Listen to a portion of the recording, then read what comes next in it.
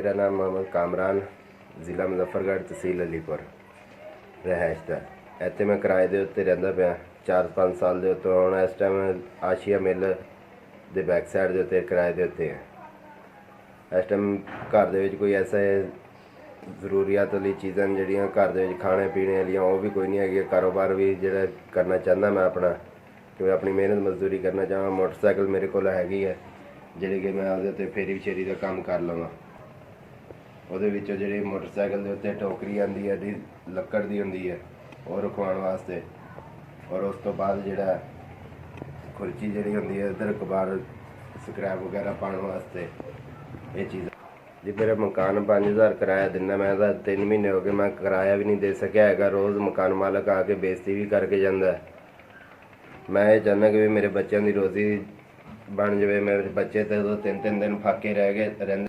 मैं कबाड़ का काम करना चाहता जिहदे वास्ते मैंने एक पेटी, एक खुर्ची, उधरों इत्थे स्पीकर ते मोटरसाइकिल की बैटरी, और उहदे वास्ते कोई जिहड़ा 1500 रुपये जिहड़े विच उहदे खक्खर बूरा वगैरह पा के फेरी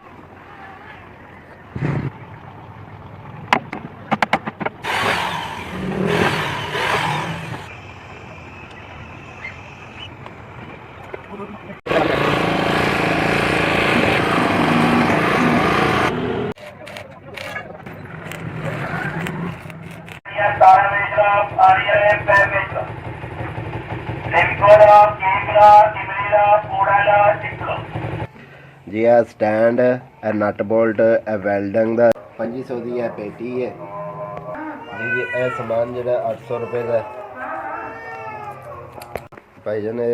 4500 खर्चा आया इन्होंने सारिया चीज़ों के उत्ते, खुर्ची से भी तो स्टैंड से पेटी के उत्ते, राशन के जो समान में पा के दिता है। ये टोटल 4500 रुपया खर्चा आया जी।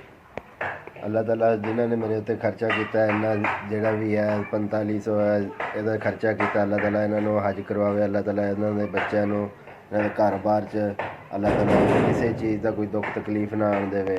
अल्लाह ताला तुहानू हज उमरा कराए। अल्लाह ताला